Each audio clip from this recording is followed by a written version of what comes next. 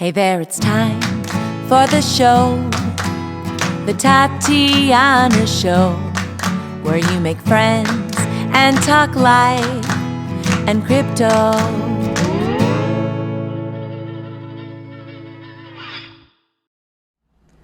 Hello, everybody, and welcome to the Tatiana Show. We're doing a highly anticipated episode today because I've been friends with Rosa Shores for ages, and I've been wanting to get her on the show, and we haven't been able to do it.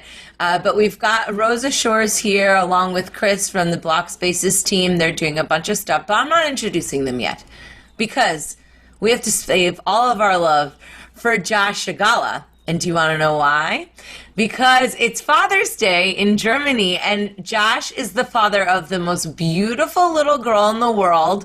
He has a lovely family. Congratulations, Josh. I know you're going to knock it out of the park with this one, bud. Thank you very much. Yeah, thank you very much.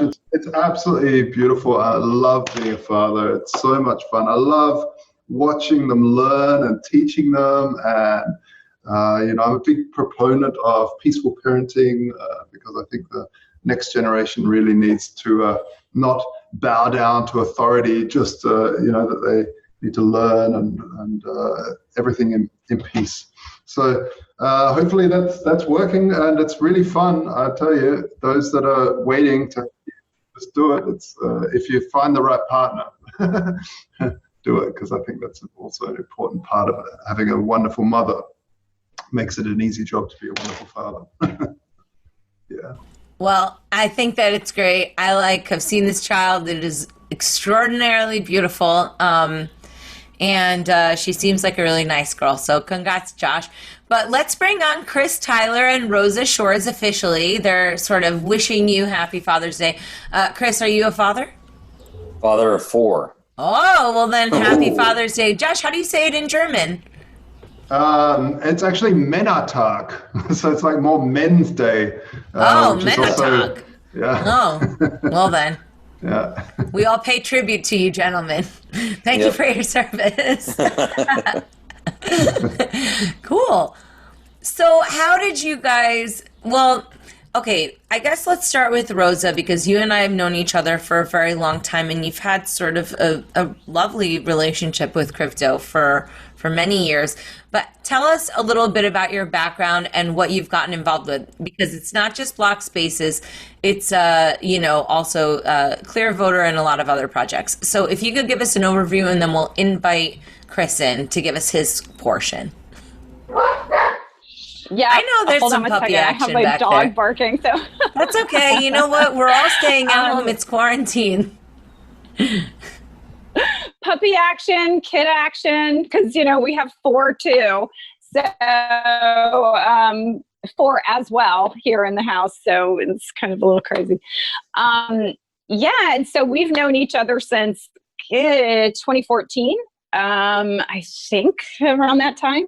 And I'm the co-founder of BlockSpaces. We're a blockchain-focused product development studio in Tampa. We really kind of started as a community, really around a series of meetups that has just kind of expanded over the years. And then over the last 2 years, really focused on specific product development. A lot happening in the enterprise space. So Chris has joined us. We're an IBM registered business partner. Chris was sort of our liaison, so to speak, our representative in that regard. But he's coming on in a more solidified capacity with us now, as we start to see kind of this real uptick in some enterprise applications that we're working on. That's sort of like the high level. I'm sure we'll get into a lot more details as we go on. I have a question, because a lot of people talk about enterprise, and I've had people say, what does that even mean? What does that even mean? When does something become enterprise, and why is it different to the open protocols that they could use? Why do they need an enterprise solution? Either one of us can take that, but maybe we should both take it, because I think we're coming at it from different perspectives. We're probably coming back at it from different perspectives. I feel like at this point in time, there's sort of this spectrum of blockchain, and our roots as a community, of course, are in cryptocurrency and public and open source, fully decentralized applications of blockchain. That's our roots. Even though my personal experience prior to ever even hearing about Bitcoin was in corporate. I came from corporate. So I'm a former e-commerce digital analyst at HSN, Home Shopping Network. And so when I first heard about cryptocurrency, it was through my significant other, who was really kind of interested in it from a very traditional perspective of what you consider somebody who's interested in this technology. He's a libertarian. He was very interested in it from an economic perspective, from a sound money perspective, and from everything else that kind of inspires this community. My interest in it was sort of immediately how we could use tokens to make one-touch payment processing within an e-commerce environment just much quicker and faster. That was probably around 2013, 2014. And that was sort of when I started thinking about how this could be used in kind of a business environment. Sort of quickly on the heels of that, because I was in retail, I started thinking about how having this sort of track and trace, this sort of transparent application for track and trace within a business environment could potentially highlight things like brands that are not using ethically sourced materials. My daughter is adopted from China. So I've seen the inside of a Chinese sweatshop, and I just immediately thought of if there was a way to track that certain brands were ethically sourcing their materials, that could be a big benefit to the brand. However, I don't think enterprise in any time in the near future is going to be thinking about these systems in a way to where they're in these sort of public blockchain environments, even though I do think that it's moving in that direction. And so I think that there is particular pieces of the technology that can be used within an enterprise setting that really helps solve some very deep enterprise problems. And while that isn't necessarily the full-blown blockchain that we all in this community kind of think of it, I think that there are some very big problems that it can solve, potentially going back to some of those rudimentary foundations of some of the things that we saw cited in the Bitcoin white paper, some of those cumulative technologies without some of the unique things that make Bitcoin what it is. So that's my sort of take on it. And Chris, of course, coming from IBM, would probably have a more even deeply understanding of these sort of business applications for blockchain. Yeah, and so what I'll add is, when I look at enterprise, right, it's really kind of starts almost where most of the uses of the application being an enterprise application are typically B2B. It can be B2C, but that's one aspect of it, right? Is it's usually focused business to business. How do I facilitate transactions or trade between businesses? The second aspect, so it can be business to consumer, but when I look at an application being considered enterprise, is how easy is it for me to scale up? And that's scale from a performance standpoint, from a size standpoint, from a number of users, amount of capabilities. How easy is it for me to bring those things on and bring them up? When something is not considered enterprise, there's usually a lot of manual effort, or it can't handle a lot of different types of use cases. It can't handle a lot of different users and so forth. So that's how I look at, is something considered an enterprise application or not? So, I look at some applications and, if you want to start managing assets, for example, right? A lot of these wallets are great as long as you have 10 to 20 assets that you're managing. That's not good enough for an enterprise. They got to manage hundreds or thousands of assets. And looking in a traditional wallet or a traditional application that's focused on cryptocurrency, it's not going to work for an enterprise, right? You got to figure out, okay, how do I organize my assets? How do I make them easy to onboard? How do I make them easy to find them? And so forth. That's when something becomes enterprise. So I buy some fish over here in Berlin, and on the box it's got a little QR code. It says, have a look where this fish was caught. And you can see, and you scan the QR code, and it's like, oh, there, right in the middle of the ocean, the Pacific somewhere. Wow, okay, cool. But they are using a third-party system with a database, and it's scalable, and it's hugely, they can pump out hundreds of thousands of fish into that database, and people can keep track of it. And why would anyone need a blockchain to solve the problem? This is a question that constantly comes up. I'm sure you guys get it asked too. Yeah. So I'll start with this and finish with you on this one, Rosa. Right. So if you just see a recent story that came out of Florida, right, with regards to the COVID data, right, that was completely falsified, right? People have lost their jobs. Great point. Good one. That's true. All right. If you're just sitting there tracking this in a database, I'm a techie guy, right? I'm a technologist. I can cover my tracks pretty well if I want to, right? I can go into pretty much any database I want, change any record, and there's absolutely no history of me doing that, right? If I'm really good at doing it, I can make sure that nobody knows that I changed that number, right? If I want to say that fish that you're eating, right? If I want to tell you that it's ahi tuna, when in actuality it's probably yellowfin or bluefin tuna or something like that, but I'm telling you that this is ahi, sushi grade tuna. You look at it, you may not know the difference. Mm. And if it's tracked in a database, I can make sure that you think it's ahi tuna, right? When you scan that QR code, it'll tell you, yep, that's ahi tuna.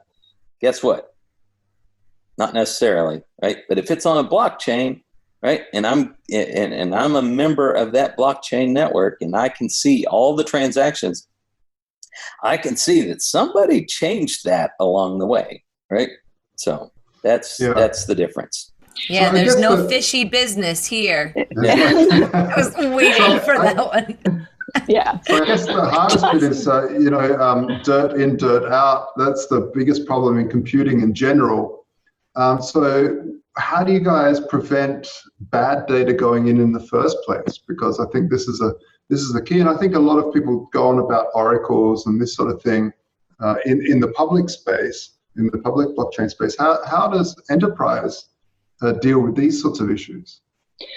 Well, I mean, I think that is a question, right? And it's one of the questions that we even get within the concept of how do you track this notion of tracking physical assets on a system that was sort of created for digital assets, right? And so how do we make sure that whatever we're doing at that point of entry into the blockchain, that input of information, how do we make sure that it's not being manipulated at that point? Once it's input, we can do it, but how do we make sure it's correctly inputted? That's an issue. I think that issue is ultimately solved as these systems start to transmit into artificial intelligence and probably autonomous machines. So we have smart machines that are actually talking to the blockchain, and there's no sort of human interaction at that point. That's future thinking, but we consider this being building infrastructure that can support that once it happens.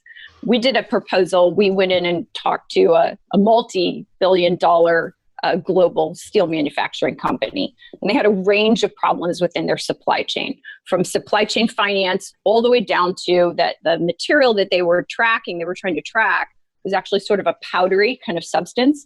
And so as it was getting deposited at the mill, they were having some problems with sort of like the PO matching the invoice because this material that they ordered, they weren't able to kind of gauge how much of it was actually being ordered or how much was depositing at the mill.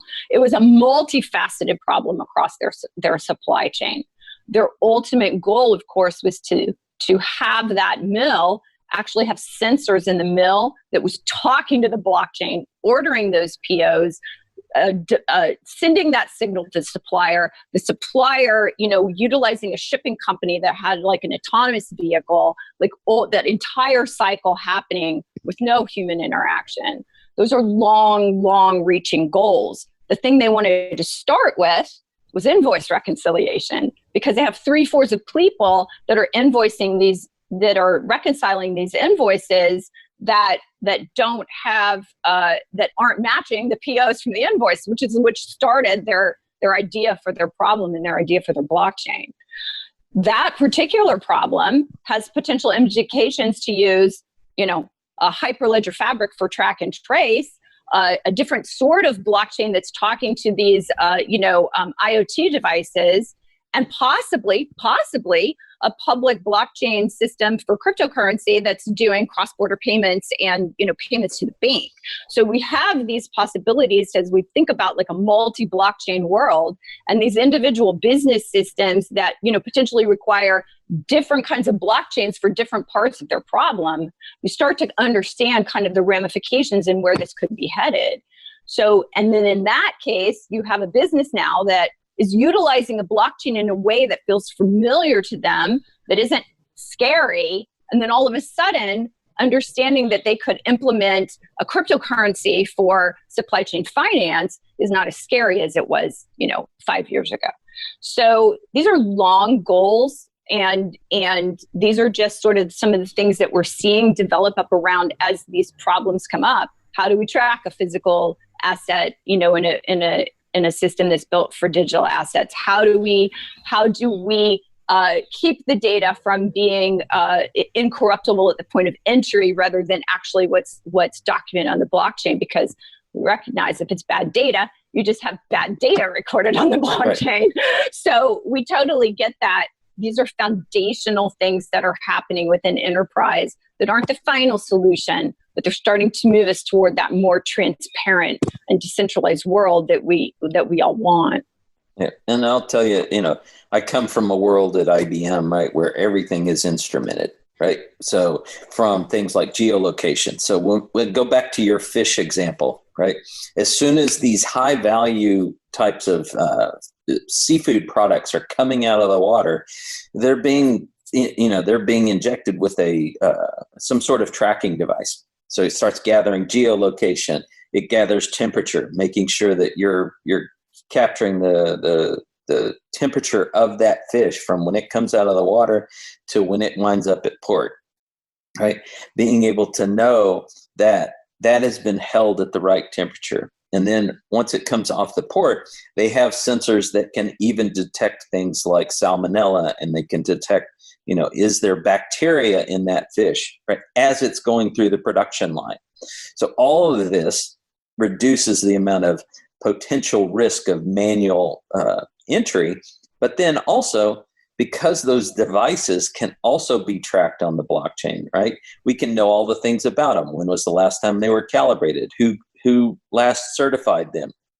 You could start to know everything about the process, right? And therefore you put trust into the system. One thing I always wonder is, why not use some sort of a multi-signature database where multiple parties are have to sign to change a read-only or to change it? So you can write to the database, but really you can't really change anything without multiple signatures from multiple companies. Because a blockchain, really, for those viewers at home, it's all about getting a bunch of transactions, packaging them up, and hashing that with a nonce with the last block, and sort of making a continuous chain out of these blocks. But with this sort of data, it seems like maybe overkill and over-engineering it, or am I totally out on the wrong, or why am I wrong?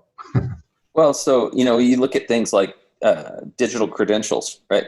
If I'm going to go to work for, we're all in this gig economy now, right? If I'm going to go to work for somebody that requires some background check information, well, yeah, they can run a background check on me. But what if I also have authenticated certificates, of background information coming from my previous employers that say, yeah, he did a great job. He was always on time, whatever it is. Right. And the more of those that I get, right, that just adds to my worthiness, right? Or my ability to show that I can do what I say I can do.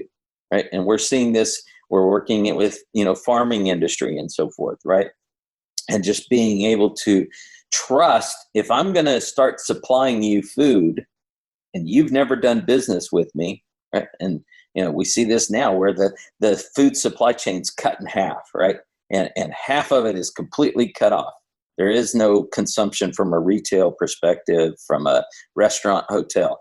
Well, all that food is sitting there not being consumed, and they want to get it into consumers' hands somehow, some way. Well, they don't have trust in that supply chain network. But guess what? They have previous experience in delivering food to another supply chain. They have other people that have bought. If those people can vet them and verify that, yeah, they've always supplied on time, their product's always good, and so forth, I can now have trust into a supply chain that doesn't know anything about me. We're also seeing it, Rosa. I don't know if you want to talk about what we're doing with Rapid around the, trust your supplier for PPE, right? So that's another example. We've got like this really interesting, unique view just because we've been in the space for so long, just in the general kind of blockchain space for so long. And yet we have also been able to kind of establish ourselves within kind of the enterprise space for blockchain. And really, it's been really interesting to me because I know the space is super divided over stuff like this. I mean, we're divided over different cryptocurrencies, much less, crypto versus this sort of enterprise blockchain play. And I've heard, these what we consider maximalists, which we are super good friends with a lot of them, talk about that, there's no place for these other applications of blockchain because there's no business problem that would actually benefit from it. And yet I feel hesitant to think that these sort of maximalists that are saying that truly understand every business problem that is out there. And we don't either. But as we talk to these industry people and they're explaining these problems to us, it becomes clear to us that there is a place for blockchain, maybe not public blockchains right now, even though I think that's coming. I know that's coming. But these other kind of iterations or these inspirational distributed ledgers that can actually solve these problems and at least create systems that are much more transparent and much more decentralized than what we have now. And, Chris mentioned the COVID data. I mean, that literally happened yesterday, where the woman that's in charge of data management for the Florida COVID-19 dashboard database of information was fired. And she is claiming that she was fired because she pushed back because they wanted her to manipulate the data. That happened yesterday. It's in the news.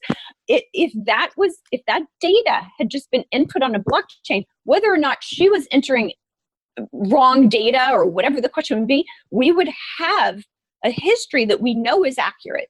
There's no changing data on a blockchain. So there are problems here that can be solved with some sort of form of these systems, even if it's just inspired by what Satoshi did. Yeah, so. I agree. There are some very interesting, and all these people that are so opinionated about what's possible and what is needed and what's not, I think it's ridiculous because we don't know. And it's because of trailblazers like yourselves that are going out there and trying things. Hey, at least we're trying it. You guys are trying it, and hey, it turns out we don't need it, or it turns out, hey, look at this, something we didn't even know needed. One example I really like is, for instance, DeFi. We would have never have known that Ethereum, like last year, it was all a couple of years ago, just CryptoKitties and ICOs. We really didn't see that decentralized finance was something that was going to be so big, and it's still quite small, but the potential is huge. And it's there's so many things in technology that we don't know is going to happen. We're not aware of yet. And it only is because people are willing to try it before it's, many people yell down and say, oh, that's crap, it's never going to work. But it's important, I think, to try it. Well, and you mentioned the finance, right? So, I mean, IBM worked in partnership with a consortium of worldwide banks, right, that realized, look, if we don't adopt this technology, we're going to get left behind, right? And so they created WorldWire, and they also created WeTrade, right? There's a couple of these examples, right? But WorldWire takes the ability for me to issue cross-border payments in a fraction of the cost and a fraction of the time, right? Because these banks have decided, hey, we can leverage the power of the digital currency, but yet still allow people to transact in fiat currency. So I can issue I can send money to someone via US dollars, have them receive it in euro, and in between it's transacted on a stable coin based on the Stellar token. So, which of the enterprise blockchains do you guys favor? There's, an ever-changing landscape. Do you think that there are any that are here to stay that you like to work with that are the most promising? Anything on the horizon that you think is exciting and is actually getting enterprise acceptance and not just you guys think it's cool? Or either actually would be good to know, Yeah, I mean, so yeah, we can definitely both take this one, but Hyperledger, of course, is the kind of suite of products that is sort of spearheaded by the Linux Foundation that was launched in 2015. Hyperledger Fabric, of course, got picked up by IBM, or they contributed a tremendous amount of code to that, and so Fabric is really what IBM is primarily focused on. But there's 15 different other either protocols or tools within kind of this Hyperledger suite of blockchain inspired distributed ledger plays, which comes as a surprise to some people. A lot of people think they just say Hyperledger, and I think they instantly think that that's some sort of IBM product. This is just absolutely not true. I've talked to some of our OGs that think that that's just not accurate. There's a Hyperledger protocol called Sawtooth that is actually an Intel. Intel has contributed the most amount of code. These are all open source projects. Hyperledger is all open source. So the newest one is Hyperledger Cactus, which is from Accenture, or Accenture is contributing a tremendous amount of code to it, and that is an interoperability play. So Hyperledger, keep an eye on everything that's happening with Hyperledger. That, again, that's through the Linux Foundation. That's not affiliated. There's a group of industry people that are contributing to that, but those are all open source projects. Then, of course, we have R3 Corda, which we're a technology partner with them as well. That's the enterprise really distributed ledger that's coming from R3. That's really focused on financial transactions in the insurance space. We actually have a product that put forth a human life oracle that's out on the Corda marketplace. So we have some interaction with them as well. Quorum, of course, is JP Morgan's blockchain for financial transactions. But Rootstock is coming. That's on the Bitcoin blockchain. I've heard through the grapevine that Rootstock is potentially working on some applications with Port of Miami. That's on the Bitcoin blockchain. Microsoft's digital ID play is on the Bitcoin blockchain. So there's innovation happening, even on top of these blockchains that are bringing out the next generation of, kind of enterprise. And Cardano is focused on enterprise. So I think there's some really exciting things going on there. Chris, do you want to? Yeah, I'll just add to. I mean, so I don't think that there's one blockchain that's ever going to solve all the world's problems, right? And solve all the enterprise problems. Hyperledger Fabric is really good at tracking. I'll just say, like, digital assets with a lot of different complex properties, and you've got these transactions that are moving it from owner to owner, right? Not necessarily the financial aspect of it, but I'm gonna transfer ownership from one party to another, or maybe even subdivide that. But the actual financial part of that, right? Maybe Quorum or R3 is the right answer, right? Maybe it's something built on Ethereum. Maybe in IBM's case, they've also partnered with Stellar. So all of these things. And then you look at things like digital identity or decentralized identity, right? And Hyperledger Indy seems to be the leader in the clubhouse right now on that, right? And there's several projects that are spawning from Hyperledger Indy, and there's also a few other aspects of that decentralized identity, like Hyperledger Aries and so forth. But Hyperledger Indy is sort of considered the core of that, right? You see Sovereign and Evernym, and you see all these other projects that are sort of spawning from that, right? So I think that there's not going to be one that wins, right? I think on the crypto or the digital payment side for enterprises, there's probably going to emerge a standard or some sort of, I'll say selected enterprise standard for how do I transmit financial transactions. And again, whether that's cross-border or global trade finance or whatever it happens to be, there's probably going to be a handful of those that exist. So, when you talk about digital ID, I get a little bit concerned because I think of the social credit score system in China, right? And they prevent people from taking certain actions. A lot of the crypto people are worried about, having too much government control, the way that they've done, damage to the money supply because they've had control of that.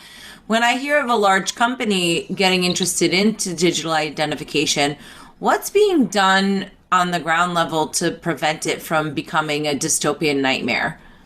Yeah. So I think self-sovereign ID is the exact opposite of government control. It's literally like right now, your ID is in the hands of government. When you have a driver's license, which is your form of ID, you don't own that driver's license. They can revoke that at any time. They can literally take your ID from you. With the notion of self-sovereign ID, you own your ID in the exact same way that you own your crypto. I mean, it's the exact same concept with cryptocurrency, except with your identification. So if you think about like right now, like you think about, you have your wallet, you have your crypto wallet that has all of your different cryptocurrencies in it. The concept around self-sovereign ID is that you would have a wallet that has credentials that you own in the same way that you own your crypto, and that you can offer up those credentials to who you want to offer them up to. No one owns your data. No one owns those points of your ID. You have them, and they're validated by whatever agency or whoever can authorize that validation. We just worked on a digital ID project with Seminole County Tax Collector's Office here in Florida, that all they wanted to show, and of course the classic example, is that when you go into a bar and a bartender cards you and you show them your identification, your state issued ID, they now have your name, your address, your weight, your date of birth. They have everything about you, and all they need to know is if you're 21, yes or no. And in the case of a self-sovereign ID, you have a hash, you have a QR code that you just show, that you just give them, they scan it, and it answers a simple question: are you 21? They don't need to know if you're 25 or 55. They just need to know if you're 21. That's all the bartender needs to know. So in that example, you're not giving up your points of identification to all of these different sources that can then ultimately become a honeypot, to where that's why you see when Bank of America gets hacked, they have all your information because they've had to like collect your information to give you a mortgage, to give you a car loan, when they only need these certain pieces of identity that you now have the ability to control and give those out to who you want to give those out to. So self-sovereign ID is really about you control your ID. It's a complete opposite of government having visibility to it and controlling it. Yeah, and I see it, again, IBM has been in a lot of different blockchain projects. I think they're up over 500 projects that they've worked on that are blockchain specific, right? And I was exposed to a company called MetaMe that was in the blockchain accelerator, IBM's blockchain accelerator program. And their whole idea was around this self-sovereign identity to help individuals monetize their data, right? Monetize their data for companies that want to run things like machine learning algorithms and artificial intelligence training sets against their data, give them the ability to sell that data to them. A lot of times, we all see it, right? We go to Amazon and we actually see things that pop up in our Amazon storefront that we talked about on our telephone, right? Yeah.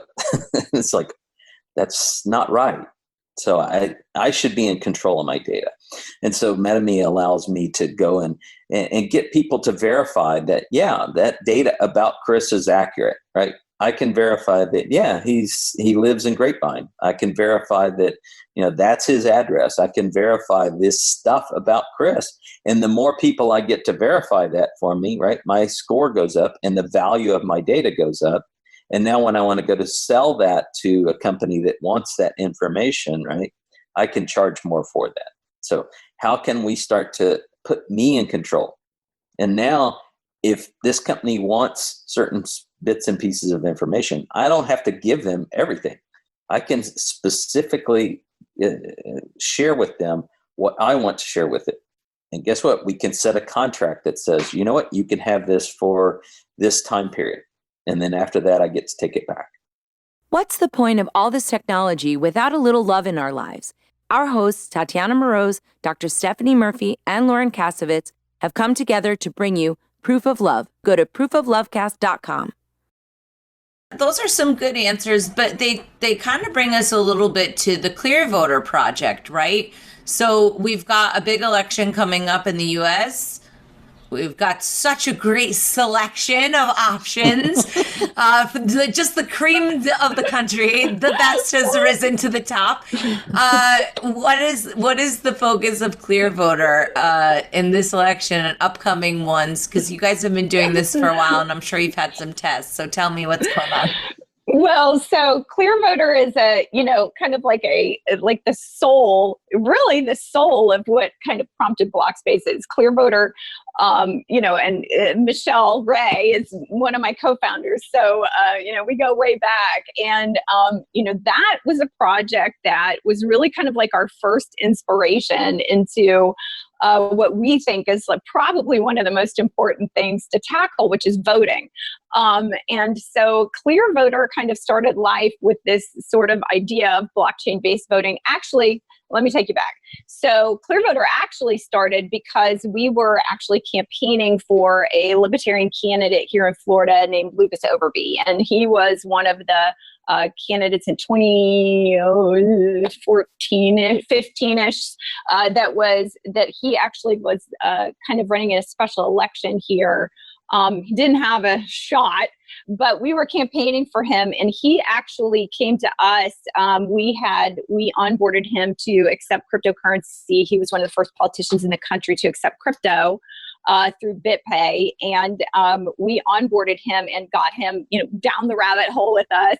And he actually came to us and was really inspired, very coincidentally and ironically, by Justin Amash, and how Justin Amash was posting on his Facebook every single time he made a vote. He was explaining to his constituency why he made the vote he made. And so Lucas was really inspired by Justin and came to us about potentially working with him on a project that was for congressional voting transparency, sort of kind of taking the Justin Amash idea and, doing this in some sort of blockchain-based system. Okay, well, it was 2014, right? I mean, there was very few people that were even thinking along those lines. And so we kind of started envisioning Clear Voter, but there's this really interesting documentary out right now that if you haven't seen, you should watch. It's called General Magic, and it's about, it's fascinating, and it's about how smartphones were actually invented.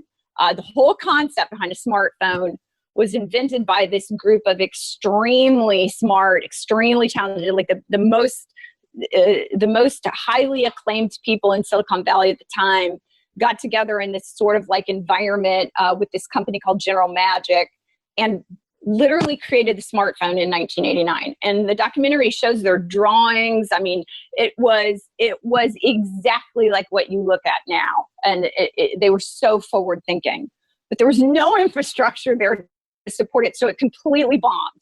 And of course, we know what has happened since. But it's almost like, there's a point, and we've talked about this, at so many meetups. There's a point where you're so early, you're wrong, and I think that we're seeing that kind of in crypto. We know so many talented people that are working on these concepts that are just ahead of their time, and it's almost like you're creating the light bulb before you create the power grid. And we need to create the power grid in order for these projects to kind of succeed.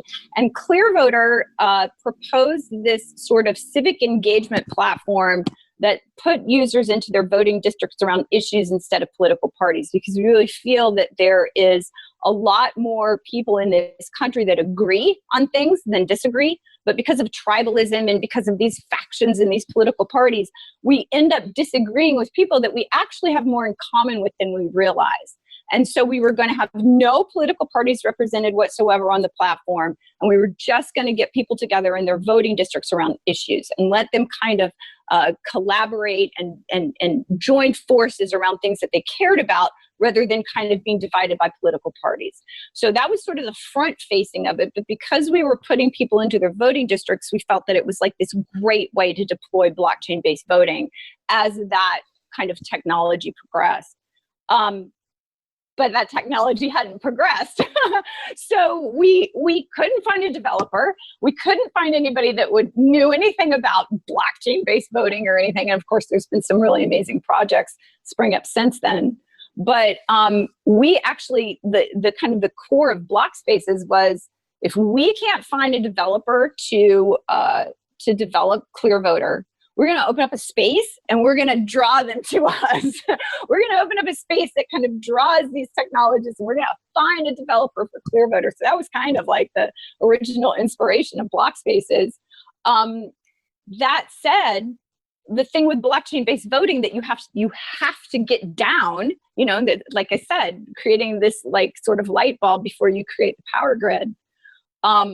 It's not just about the technology with blockchain-based voting. It's now the technology has to be rooted in digital ID. I mean, until we get self-sovereign ID and digital ID down, blockchain-based voting systems aren't going to work the way that we think they're going to work. So we're working on digital ID. And I think that Clearvoter has a very important place. And I think that the environment that we're in now probably warrants that project more than it did in 2014. But I think that digital ID has to be mastered before we can conquer blockchain-based voting. Yeah, and I would definitely agree with that, right? Is because the more I talk to people, and I haven't been involved with Clearvoter, mind you, right? But the more I talk about different blockchain technologies and the different use cases and stuff, and the more I've gotten involved with decentralized ID, right? I'm starting to realize that probably the reason why a lot of these blockchain-based voting systems haven't really come to fruition is because they're trying to solve it with the wrong blockchain technology, right? And I'm a firm believer in picking the right technology to solve the right problem. This goes back to my old database days, right? I used to work in hierarchical databases. They were very good for very specific problems, right? They're not good for general purpose analytics, right? They're really good for operational problems where I'm going to start at the top and I'm going to work my way all the way through it, right? We evolved into relational databases because we needed that analytical capability. I need to look at the data many different ways. And then we came up and we started seeing social networks, and relational technology didn't work for that. So we created graph technology that shows the ability to show relationships between things. Blockchain's the same way. You started with the crypto-based blockchains, right? And they're really good for, I have a certain amount of assets, and I want to maybe give some to this person. I want to give some to this person, and I want to subdivide these, and then I'm going to get some more, and so forth. And we're just gonna exchange these things around, right? And there's going to be a finite amount of them, so we prevent inflation and so forth. You can't just go and automatically just print some more, right? Like we do, like we see today. Well, let's just go print $3 trillion, right?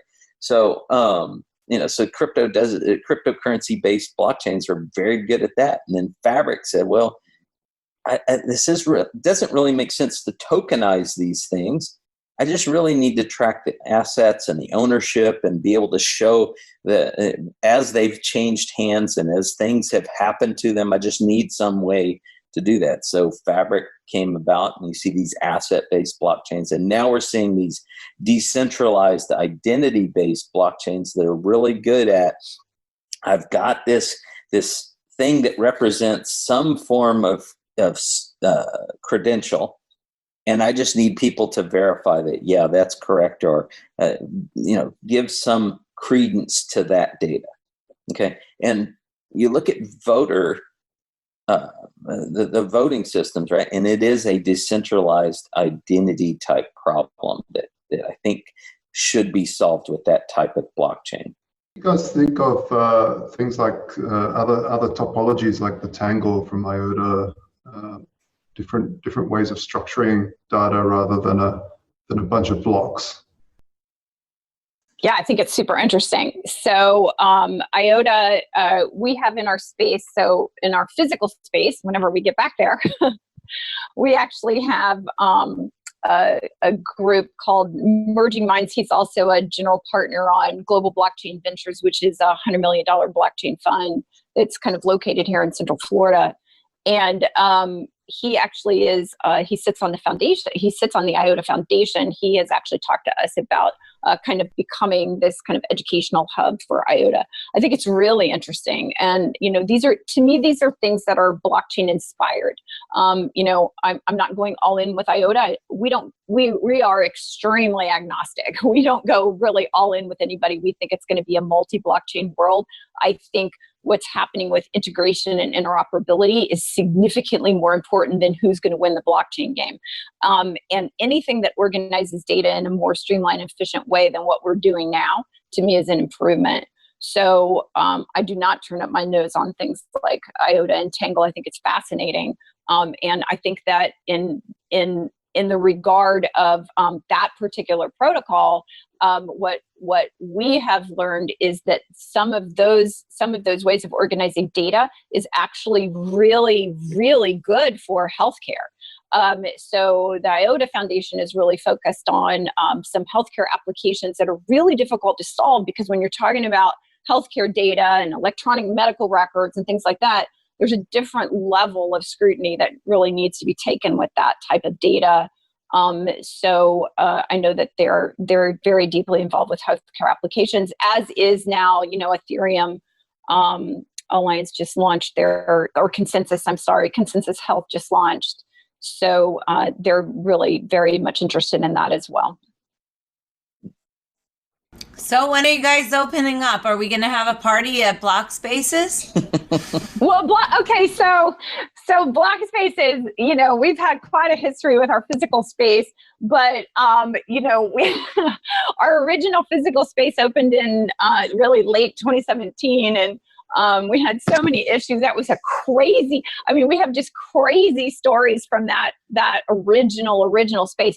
Jimmy Song was at our grand opening. He did his, programming Bitcoin session. And I think at that time it was the most people that had ever attended one of his sessions, and the most women. There were 3 women in that group, but we're really proud of that. So Jimmy was at our grand opening. We opened up our space, and our landlord was like this crazy man. He had a Bitcoin mining operation in the back of the building, and caught the building on fire. It was nuts. But we ended up moving to this other location because right around that time, we were asked to come and be a part of this project that was happening in downtown Tampa. called Water Street, and kind of that is a big development project that's happening with Jeff Vinnick, who's the owner of the Tampa Bay Lightning, and Bill Gates. And so they're kind of putting in billions and billions of dollars into downtown Tampa. They want to turn it into kind of this like innovation center. Kind of like the star of that show is this innovation hub called Embark Collective. And Embark Collective is funded by the Jeff Vinnick Foundation, or it was. It now is funded by a board of very influential people here in the Bay Area. And again, that's Jeff Vinnick is the owner of the Tampa Bay Lightning. He was a big hedge fund manager for a long time. And so that initiative is led by a woman named Lakshmi Shenoy, who was the former VP of Business Development at 1871 in Chicago, which is a huge startup, probably the biggest startup space like that in the country. It's the top 3 floors of the Chicago Mercantile Mart. There's 500 startups that work out of that space. She was tapped to move here from Chicago by Jeff Vinnick to be the CEO of Embark Collective. And BlockSpaces really has the biggest footprint in that building right now. So we are kind of like the blockchain area of Embark Collective. We were there 1 month and COVID happened. So we waited for 2 years for this place to be built. And we were literally there 1 month and closed down. So we are still waiting to open back up. I think we're supposed to talk to Lakshmi on Friday, but I don't know when we're opening back up right now. So we're closed down due to COVID. We've been working from home since mid-March. So that's as soon as we're open again, Tatiana, I'm coming down there. I'm going to sing some songs for you guys. That sounds really good. You know, they have the Libertarian Party, National Convention. Know. The convention is down in Florida. It's a little bit tempting, I'm not going to lie. But we're coming up on the hour. You guys have been wonderful. Thank you so much, Chris and Rosa, for joining us today. Is there anything else that you want to add to the show? Maybe some plugs real quick before we finish up, or any final points? Just, check us out at BlockSpaces.io. We love talking about blockchain. We love all the blockchain things. So, check us out. You can email me directly, Rosa at BlockSpaces.io, if you're interested in enterprise application or crypto. My partner, Gabe, is a long time crypto guy. And he will love to talk about, Bitcoin, blockchain, all you want. And then also, I just would encourage anybody that's listening to this that is, whatever your goals are, whatever you think about this space, to please understand that there's a range of people here that are contributing to these projects. And whether you're a maximalist or, somebody that poo-poos Bitcoin, I just urge everybody to kind of come together in the same way that I felt about Clearvoter, that I think we have more in common, that the ultimate vision and the ultimate goal to kind of make the world a better place through these transparent systems is more important than being tribalistic about the different technologies. So I would just encourage everybody to, contribute to this space and just kind of be on the side of innovation. Yeah, I think you guys really made a very good case for enterprise blockchain. I'm usually in the eye-rolling category because that just doesn't interest me because, I want a revolution. That doesn't sound very revolutionary. But, you brought up so many great points. Thank you. Chris? Yeah, the only thing I'd like to add is, I'm doing a lot more work now with BlockSpaces. I'm coming on board there, right? And, one of the things that I've always liked about working with Rosa and Gabe and stuff is they're not just tied to one use case of blockchain, right, and distributed ledger technology. They've always been about educating people on the use of this technology to solve real problems. And again, whether those are business problems or they're social problems or whatever they happen to be, let's figure out what's the right technology to use. And we're seeing that now, right, where we've got several product developments going on that are really focused on how do we make it easy for companies, right, to adopt this technology, whatever their use case is, right? And we have the knowledge of the different blockchain technologies. We're not just focused on one, right? And let's make this, the use of this technology to solve whatever problems those happen to be, right? So not just force feed hey, it's got to be Ethereum, right? Because I know Solidity, and this is the right thing for it, right? No, and trust me, my background's fabric, right? And in working with with Rosa and Gabe and the team, right? I've broadened my horizons, and I see the use of the specific individual technologies to solve specific problems. And it's not going to be one. It's probably going to be multiples that solve any business's problem.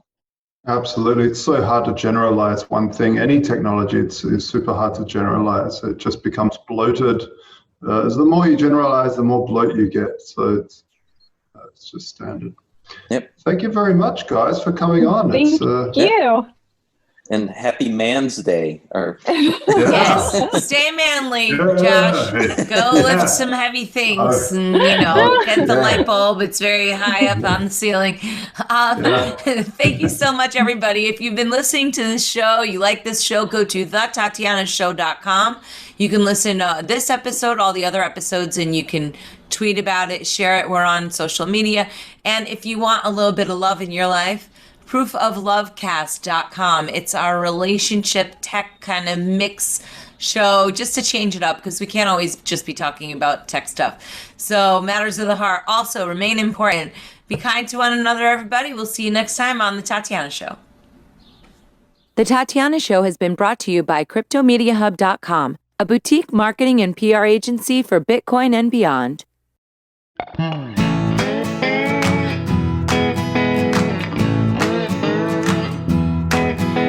It's time for the show, the Tatiana Show, where you make friends and talk life and crypto. We gotta think and reflect and use lots of intellect with our hearts when we work together. I know that it can be so hard out there, looking all around and saying that life ain't fair. So that is why we will fight and stay up late at night, listening to the Tatiana Show.